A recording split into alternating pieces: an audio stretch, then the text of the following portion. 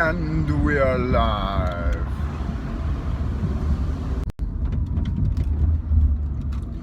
Greetings and salutations, brothers and sisters, supplicants and mendicants alike.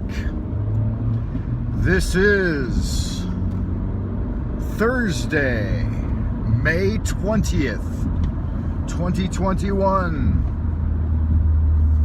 Frank Monday coming at ya. Half awake. Just kidding, I'm fully awake. But it's back. The dreaded, odious miasma of pseudo fog, smog, fucking nasty shit, man. It's like breathing industrial chemicals all morning long. No kind of fun. I'm driving like an asshole this morning. Just that one move right there. Because dude back there was just lollygagging. It's like, bro, we're up in the morning. Get on top of it. Queue up. Get in line. Don't drag ass. Look at these guys. Oh my God, he's in a Mercedes. See, this is the same guy from the other day. Let me get up on top of him here and tailgate a little bit. A Mercedes. Nah, it's not the same one. Mercedes, and he just can't even push the gas. It's like, brah, you just eased your way in front of oncoming traffic, failed to push the gas pedal. Now I'm like, come on, man, seriously? It's Thursday morning, bro. You should have it figured out by now. You should have it figured out by now. All right. It's the Frank Monday Live Drive Jive Archive. Coming at you out of the smoggy, polluted communist capital of the world.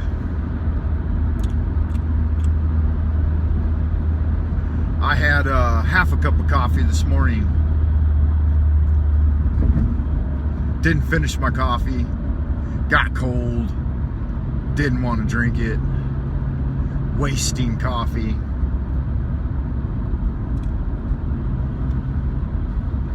I hope y'all good looking, happy people are doing well this morning. I'm doing all right. I'm trying to keep the traffic moving with all these dragging ass folks. Look at this guy. Oh my God, he's just locked in. No idea what he's doing. He's locked in. Oh yeah, here's the clusterfuck. Clusterfuck at this time in the morning means there's one asshole up there. You guys know what it means. It means there's that one guy dragging ass up there, holding everybody else up. Because this is early morning. It is 6:20 a.m. Oh, now you decide to push the gas, huh? Now you're motivated. Where'd you get your inspiration, brah? Was it me? Yeah.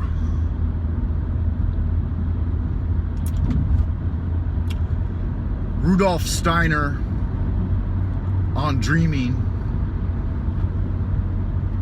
says that throughout the day we collect the dredges of our true selves around us in a kind of cocoon that at night when you sleep, if you sleep at night, you cast off those dredges and reinvigorate the body with good spiritual work that to the uninitiated remains unknown to you. And I know this is true. There are various levels that the gong penetrates. Gong means work in Chinese. Kungfu means work plus achievement. Fu is an achievement. So Kungfu, Chinese Kung Fu, Kungfu, is doing enough work that it penetrates deep. So the lowest level is thought and ideation. These things come and go like passing clouds. They're very transient. Division of threes, right? At the next deeper level is learning that has become second nature. So you've thought about it and done it and practiced it so much that it becomes almost to the level of instinct, but not quite. This may bring to mind Pavlovian conditioning for some of you psychoanalysts out there. Then the deepest level is that instinctual, unconscious level. And when you practice your Kung Fu enough, that's the most deeply rooted. When you practice your Kung Fu enough, it gets to that level.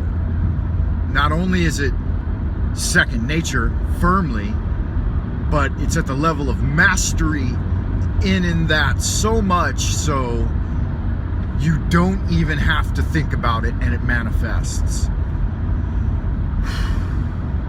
This is hard for the neophyte or beginner to understand at first glance. If you haven't done 10,000 repetitions of a move or put in your 10,000 hours of practice. But once you have, wow, it really does work.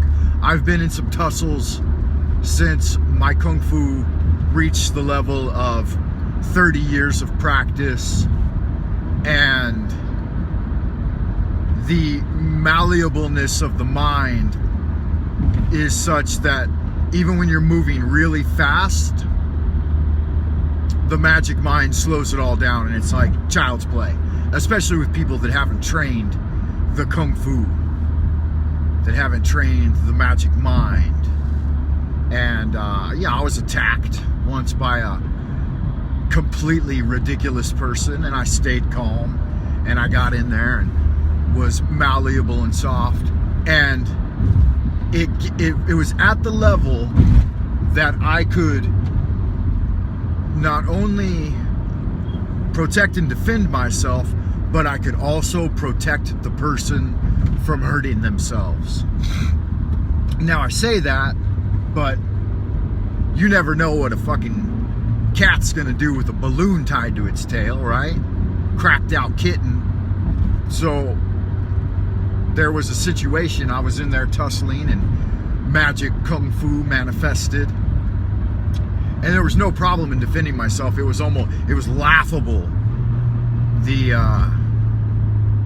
speed at which and this person really wanted to, really wanted to land a blow, and so many metrics come into play, like the distance of yourself to the other person. Are you using hands or feet? Are you leaning left or right? Blah, blah, blah. Slap away that punch.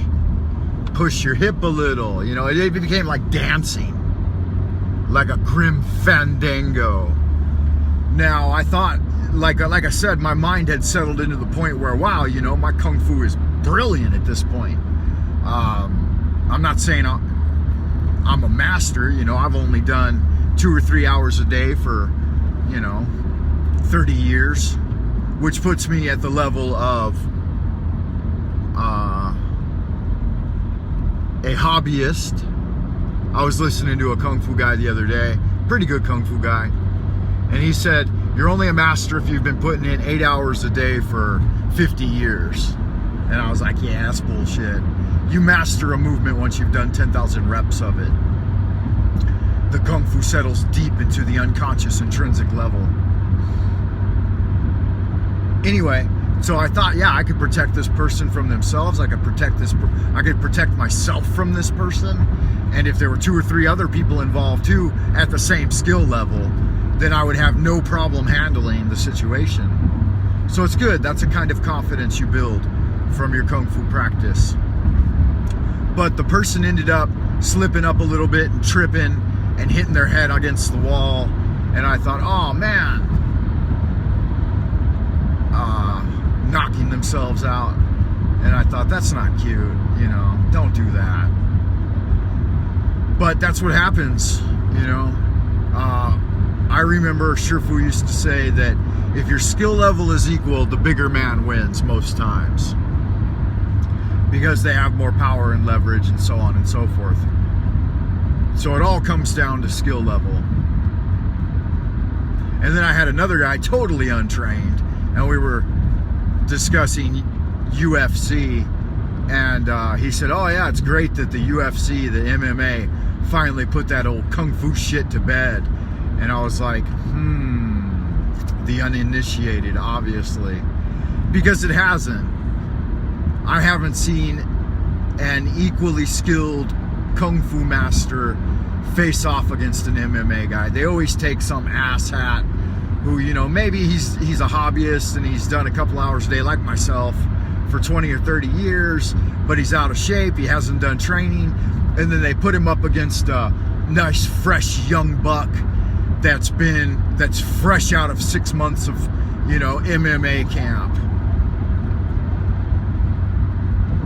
And he gets his ass handed to him, which of course is gonna happen. You know, if you take two people of equal skill level and then put them through two unique systems, one MMA, I guess, and the other one a traditional Kung Fu system, then it's up to the individual who's gonna win, right? Which a lot of times, you know, the art itself plays a very small part. We have a saying in martial arts that it's 1% the style and 99% the practitioner. So his comment just struck me as, yeah, you've obviously never been in a fight. Kung Fu training, good Kung Fu training, is not going to be just forms, repetitions and practice and calisthenics and stuff. It's going to take into account philosophy and intellectual examination of the movements and mechanics and physics, and it's going to be a mixed martial art. It's going to have elements of sandan, traditional conditioning, and bag work and ground work and shoot fighting and boxing and all of that. So a truly well-rounded Kung Fu practitioner is a mixed martial arts practitioner. Mixed martial arts, for the most part, relies heavily upon jiu-jitsu, shoot fighting, boxing, and wrestling skills. So if your Kung Fu training is decent, it will include those. And then it'll just come down to it'll come down to how much ring work have you done? How many fights have you been in? You know, are you in good, healthy condition and just out of, you know, a 6-month camp? Or are you just some solo practitioner that's never been in a scruff before? Which there's a lot of those. A lot of Kung Fu guys who just, you know, they want to do it for the health benefits and the spiritual expansion. And so they don't get into the, you know, Hoist Gracie, Timothy McNamara, you know, what's that other guy's name? Just makes me want to sing. What's the song? 1806. We set sail from the sweet cove of Cork. We were sailing away with a cargo of bricks for the Grand City Hall in New York. 'Twas a wonderful craft, she was rigged fore and aft, and oh how the wild winds drove her. She had 27 masts Wait, no, that's not right. She had 27. She had 7 masts and received 23 blasts. And they called her the Irish Rover. There was old Mick McGee from the banks of the Lee. There was Hogan from County Tyrone. My man Mick McGorgan, who was scared to death of work. And a chap from Westmead named Malone. There was Slugger O'Toole, who was drunk as a rule. There was Fighting Man Tracy from Dover. That's it. And your man Mick, and your man McCleman from the banks of the Bann was the skipper of the Irish Rover. We had sailed 7 years when the measles broke out and our ship lost its way in the fog. Then that whale of a crew was reduced down to 2, just myself and the captain's old dog. The ship struck a rock. Oh Lord, what a shock. The bulkhead was turned around and over. Turned 9 times around. And the poor old dog was drowned. I'm the last of the Irish Rover. I love y'all good-looking, happy, sexy people. I will try to cut this short and see you back here next time on the Frank Monday channel. Kisses.